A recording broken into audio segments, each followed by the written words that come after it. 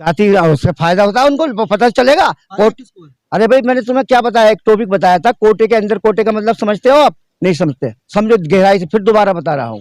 कोटे के अंदर कोटे का मतलब है 30%। 30% महिला जो है, 30% महिला, महिला का जो कोटा का इन्होंने लागू कराया है। कोटे के अंदर कोटे का मतलब होता है कि एक दलित और एक पिछड़े भर के 28% जो है ये ब्राह्मण भर देते हैं, कोटा पूरा हो जाता है। कोटे के अंदर कोटा, लालू जी ने जब कहा कि कोटे के अंदर कोटा दो तो उनको जेल भिजवा दिया।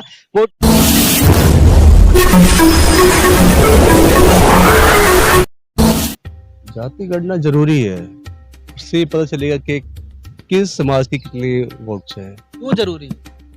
जरूरी है क्योंकि उससे आरक्षण भी बहुत फर्क पड़ेगा उससे। जाति गणना से क्या फायदा होगा? उससे क्या होगा फायदा, जिससे हम मुस्लिम आवाम हमारी है, लोग कहते हैं 18 करोड़ 20 करोड़ है, लेकिन काउंटिंग की जाए तो मुसलमान 45 प्लस समथिंग CR है भारत के अंदर।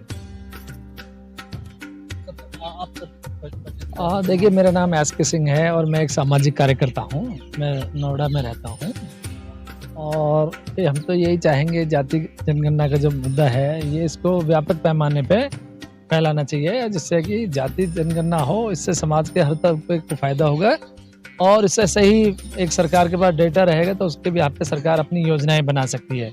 शिक्षा के क्षेत्र में, रोजगार के क्षेत्र में, उद्योगों के लिए, किसानों के लिए, गरीब दलित सबके लिए इसका बेनिफिट है। क्योंकि जब हमारे पास किसी चीज़ का आंकड़ा होगा, क्वांटिटी होगी, तो हम उस हिसाब से प्लानिंग कर सकते हैं अगले 100 साल के लिए कि भाई किस तरीके से हमें अपने देश को अगर आगे लेकर जाना है तो महिलाओं के लिए क्या होना चाहिए, या जो हमारे युवा हैं उनके लिए क्या उनकी ज़रूरत है, स्कूल कॉलेज इंजीनियरिंग कॉलेज होने चाहिए, या शिक्षा के लिए, या मेडिकल कॉलेज बनने, सपोज करो कहीं ये व्यवस्थाएँ हैं, मेडिकल से रिलेटेड व्यवस्थाएँ हैं। तो ये जो ना एक शहरीकरण की भी जरूरत है और ये भारत की इस समय जरूरत है देश के लिए। 2024 चुनाव नजदीक है, 5-6 महीने रह चुका है जी, और इसी से जाति गणना होना से आपको क्या लगता है कि जो वोट है उसको बिगाड़ने की?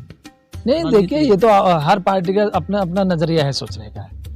एनडीए अलायंस का ये है सोचना कि भाई अगर ये एक तरीके से सही तरीके से जातीय जनगणना होती है तो कहीं ना कहीं जो गरीब तबका है, अल्पसंख्यक समाज है, दलित मुस्लिम पिछड़ा, उनको उनके जो हक हैं उनके फेवर में कुछ ना कुछ काम होगा, उनको कोई रास्ता निकलेगा इसका। और उसके जो एक रास्ता निकलेगा तो बहुत लंबे तक जाएगा रास्ता, क्योंकि उससे क्या होता है कि समाज में, शासन में सारी व्यवस्थाएं जो हैं एक तरीके से सबकी परसेंटेज अगर प्योरली है ठीक, तो सबका प्रतिनिधित्व वहाँ पे होना चाहिए। जो लोग पिछले 70 साल से, हजारों साल से दलित पिछड़े वंचित लोग हैं, जिनको आज तक मुख्य धारा में नहीं जोड़ पाए हैं सरकारें, हमारे जो शासन या सरकारें रही हैं, तो कहीं ना कहीं उन समाज के साथ नाइंसाफी हुई है।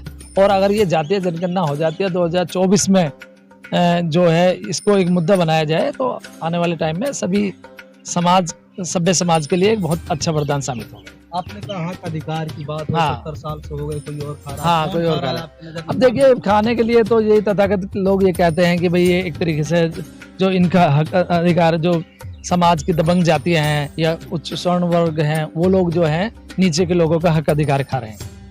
तो इससे क्या है कि जो अभी तक जो लोग मुख्य धारा में नहीं आए हैं उनको भी आगे आने का, चाहे वो स्वर्ण समाज में भी गरीब तबके के लोग हैं, तो उनको भी कहीं ना कहीं जब इस चीज़ का गणना होगी तो इससे भी उनको भी फायदा मिलेगा। दलितों को, पिछड़ों को, मुसलमानों को, अल्पसंख्यकों को, सबको फायदा होगा। तो इसमें सरकार को तो मना ही करना ही नहीं चाहिए कि भाई जातीय जनगणना हम नहीं कराएंगे, और ये तो जरूरी है क्योंकि पिछले 70 साल में अब तक अगर जातीय जनगणना नहीं हो तो कहीं ना कहीं हमारी सरकारें फेल रही हैं। ये तो क्या पूरा देश में जाति जनगणना होना? हाँ, होना चाहिए सर। जो ये कश्मीर से लेकर कन्याकुमारी तक हर गांव में किसका फायदा होगा, किसका ज्यादा नहीं, नुकसान? फायदा नुकसान तो देखिए, वो जो चुनाव है अभी जो 2024 का आम लोकसभा चुनाव है, ये तो उससे पहले जो समीकरण बन रहे हैं उसके बाद जब रिजल्ट आएगा तब पता लगेगा कि किस समाज को कितने हिस्सेदारी मिल रही है, किस हिसाब से उसका फायदा। तो चीज बताऊंगा जिस वजह से घबरा रहे हैं।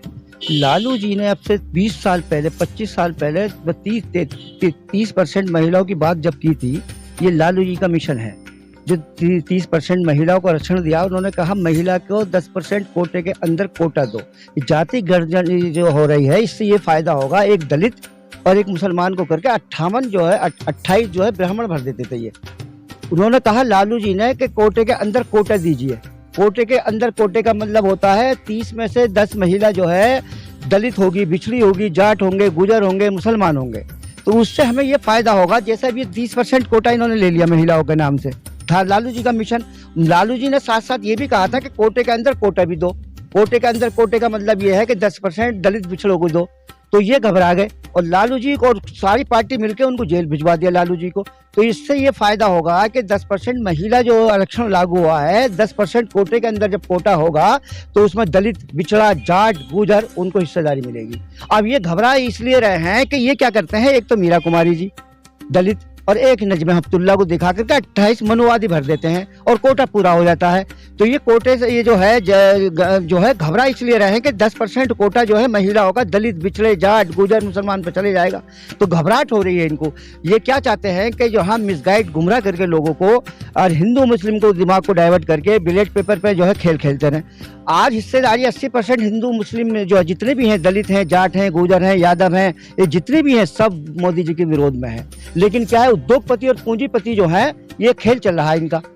लेकिन सर चुनाव नजदीक है, चुनाव के समय पे आप लोग जातिवाद कर रहे हैं, जातिवाद धर्म और जातिवाद का खेल खेल रहे हैं। यार एक बात बताओ, तुम जातिवाद की बात करते हो। हाँ। एक बात बताओ, जब मंडल कमीशन लागू होता है, वीपी सिंह करते हैं तो 10 लोग लाकर के यहाँ पर जो है 11 महीने में प्रधानमंत्री को हटा दिया जाता है। और जब कोटे के अंदर कोटा 100 को दिन को जनरल को दिया जाता है, एक दिन में राज्यसभा में, दूसरे दिन लोकसभा में, तीसरे दिन नियुक्ति भी शुरू हो जाती है। ब्राह्मण समाज कहता है कि हम जात खत्म करना चाहते हैं। अरे जात खत्म करना, जब जात खत्म करना चाहते हैं, 10% कोटा जो पार्लियामेंट में दिया था ब्राह्मण समाज को, तो वो क्यों खुद ये लड्डू बना रहे थे? फिर लड्डू क्यों बांट रहे थे? जब दलितों का मसला आता है कोटे का तो वो करते हैं, और जब इनका मसला आता है तो वो लड्डू बांटते हैं पार्लियामेंट में। पहले दिन नियुक्ति हो गई राज्यसभा में, दूसरे दिन राज्यसभा हो, लोकसभा हो, नियुक्ति भी शुरू हो जाती है। जब लड्डू बांटते हैं, जब कोटा नजर नहीं आता इनको, जब ब्राह्मणों को मिलता है, जब वो आरक्षण क्यों नहीं याद आता इनको? भूखा मर रहा है आपकी नजर में, तो नुकसान किसको हो रहा है? नुकसान ऐसा है, ये जो हिस्सेदारी जो है, ब्राह्मणवाद जो है, हिस्सेदारी हम चाहते हैं, मेन मुद्दे पे आइए आप। हाँ। ये दिमाग को डाइवर्ट करके जो है 80% हमारे हिंदू भाई हैं, सेकुलर हैं, उनको दिमाग को डाइवर्ट करके दिमाग कश्मीर की तरफ, क्या नाम है, जो है हिंदू मुस्लिम की तरफ, ये दिमाग को डाइवर्ट करके खेल खेल रहे हैं। ये खेल की हिस्सेदारी की बात। अरे भाई, ये जितनी भी आज तक हिस्सेदारी थे तभी तो भारत में सब लोग हैं। अरे कहाँ सब 27% खुश हैं, बता रहे हैं लोग। 27% आज तक 27% आरक्षण आज तक भर्ती जो हुआ आज तक पूरा नहीं हुआ। आंकड़े उठा, बहुत आगे बढ़ गए। अरे कहाँ दलित कोई नहीं दलित। अच्छा साहब है? दलितों के पास करोड़ों रुपए है, हाँ। मुसलमानों के पास है, आप कह रहे हैं कि हाँ, मुसलमान हाँ। दलित परेशान है, हाँ, हिस्सेदारी खा रहे हैं। कौन खा रहे हैं हिस्सेदारी? आप हिस्सेदारी जितने मनुवादी हैं, मनुवादी जो लोग हैं, ये जितने भी हैं, ब्राह्मण हैं, बनिए हैं, कुछ लोग अच्छे भी है, उसमें ऐसा नहीं है, ये हिस्सेदारी खा रहे हैं इन्हें। ब्राह्मण खा रहे हैं, क्यों नहीं खा रहे हैं? आरोप लगा रहे हैं आप। हर पार्टियों में भर जाते हैं। लालू जी की पार्टी में कौन ब्राह्मण, मायावती की पार्टी में कौन ब्राह्मण, कांग्रेस में कौन ब्राह्मण, कौन? अरे वोट नहीं देते भैया, मिसगाइड गुमराह करके गमला लाते हैं, एक वो गड्डी देते हैं, अंदर बढ़ जाते हैं ये, और फिर अंदर ये उनको खत्म करते रहते हैं मनुवादियों को। मनुवादी जितने भी लोग हैं, समाजवादी में घुस जाएंगे, लोहियावादी में घुस जाएंगे, अम्बेडकरवादी में घुस जाएंगे। मायावती को किसने रोका? गलती किसकी है? आपके नेताओं की गलती। अरे हमारी भी गलती है, और हमारे जो लोग हैं ना, दलित हैं, बिछड़े हैं, जाट हैं, गुजर हैं, मुसलमान हैं, इनकी भी गलती है। ये अपनों को समझ नहीं पा रहे। जैसे कि आज हमारे जरूरत है किस चीज की? जुडिशरी की, सीबीआई की, एलआईओ की, सुप्रीम कोर्ट की, हाई कोर्ट की, कैसी धज्जी उड़ा रहे हैं, कुछ सुन ही नहीं रहे, मनमानी कर रहे हैं। यही अमित शाह तरीपार जो गुंडा, कल तक तो गुंडाराज गृह मंत्री बना रहे, कोई कहने वाला है कोई? अरे जितना आईएएस है, आईपीएस है, आज फाइल लेके खड़े होते हैं, उनको भी उनके माँ बापों ने इसलिए पढ़ाया था गुंडों की चमचागिरी करियो है। अरे अगर देश के लिए लड़ना है, समाज के लिए लड़ना, चमचे मत बनो, हंडिया खाली हो जाएंगी चमचे बनोगे तो। देश के लिए लड़ो, समाज के लिए लड़ो, लोकतंत्र के लिए लड़ो। देशभक्त है आप, आतंकवाद है, आतंकवाद फैला रहे हैं देश में। आतंकवाद, अरे आतंकवादियों को तो तुमने पार्लियामेंट में भेज दिया, तुमसे ज्यादा सबूत क्या है? कौन सी ठाकुर थी, क्या नाम थी वो, उसको तुमने मेंबर ऑफ पार्लियामेंट बना दिया। जब बनाया नहीं बनाया? अरे बनाया, आंखों के सामने तुम्हारे पार्लियामेंट में है नहीं आतंकवादी। अरे अनुराग ठाकुर जितने ब्राह्मण है सब तो देशभक्ति हैं, देश उनके खिलाफ बोलो। यार तुम बोलते रहो देशभक्ति। ये जितने भी समाज को बांटने वाले लोग हैं, ये सब मनोवादी लोग हैं। आप बात रहे हैं, जाति जनगणना करवा रहे हैं, जाति, उससे फायदा होता है उनको, पता चलेगा।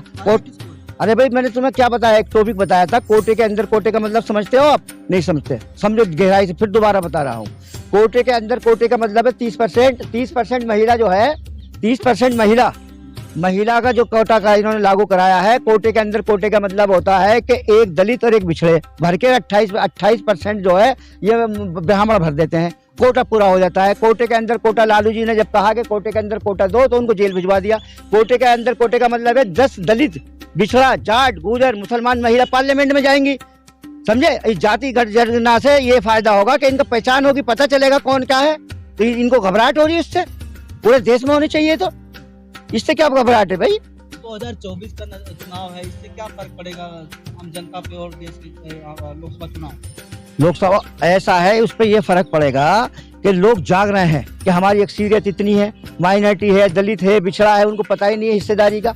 हिस्सेदारी 10%, 7% वाले पूरे हिंदुस्तान पर राज कर रहे हैं। 4 पार्टियां हैं, चारों पार्टी ब्राह्मण ही कामयाब क्यों है? कांग्रेस है, बीजेपी है, आरएसएस है, आम आदमी पार्टी, कौन है ये? 7% लोग हैं। नेशनल पार्टी ये है, माया है, मुलायम है, लालू है, अजीत सिंह है, जितनी पार्टियां हैं ये क्यों नहीं है कामयाब? क्यों नहीं है? उसकी वजह क्या है? अपने लोग तो वोट ही नहीं देते ना। अरे वोट देते हैं यार, वोट देते हैं। अरे आप मिसगाइड, गुमराह कर रहे हो लोगों को। वोट देते हैं बैलेट पेपर से, ये जो खेल चल रहा है। बैलेट पेपर पे आरोप लगा रहे हैं आप। अरे आरोप, अरे भाई बैलेट पेपर पे आरोप नहीं लगा रहे, ये हकीकत है। स्वामी जी ने जब स्वामी जी को हराया था और एडवाणी जी को हराया था, उन्होंने कॉन्फ्रेंस करके किताब लिखी थी बाकायदा। तो जब विरोध क्यों कर रहे थे ये बीजेपी वाले? ईवीएम पे आरोप लगाते वोट देंगे नहीं आप। अरे ईवीएम उद्योगपति इनके पास है क्या? ईवीएम और मीडिया, मोदी मीडिया, ये जो मीडिया है, आप जो लोग हैं यही समाज के लिए काम कर रहे हैं, यही देश के लिए कर रहे हैं। आपको जागना होगा, समझना होगा। देश के नहीं है, देशभक्ति नहीं उनको। अरे वो कहाँ देशभक्ति, वो तो फिरका परस्त लोग हैं। इकट्ठे हो नहीं, आप टुकड़े हो। कोई चंद्रशेखर बनाया, कोई चंद्रशेखर मायावती को खत्म करने के लिए जो है कि वो बनाया, उसको लेकर के आए चंद्रशेखर को, मोहरा बना रहे हैं मायावती को खत्म। जैसे काशीराम को खत्म करने के लिए मायावती जी को लाए थे, लेकिन नहीं हो सकी, ऐसे ही इसको खत्म करने के लिए चंद्रशेखर को लाए। पार्लियामेंट में 1-2 सीट दे देंगे चंद्रशेखर को, मायावती खत्म हो जाएगी। ये पॉलिसी होती है ब्राह्मणवादियों की, इसको समझना होगा और देश को बचाना होगा, लोकतंत्र को बचाना होगा। इसलिए एक ही ज्यादा ना बोलते हुए यही कहूंगा मैं आपसे, राहुल को देश का प्रधानमंत्री बनाओ। अगर राहुल बाई चांस नहीं बनते हैं तो इसको देश का प्रधानमंत्री मायावती को बनाओ, जब भी लोकतंत्र बचेगा, संविधान बचेगा, जुडिशरी बचेगी, सीबीआई, एलआईओ जब भी बचेगी। तो मायावती को कैसे प्रधानमंत्री बनाओगे? अरे मायावती को अलग-अलग सारे बन जाएंगे, वक्त आएगा, देखते रहो। मायावती प्रधानमंत्री बनेगी या राहुल भी बनेगा आपका।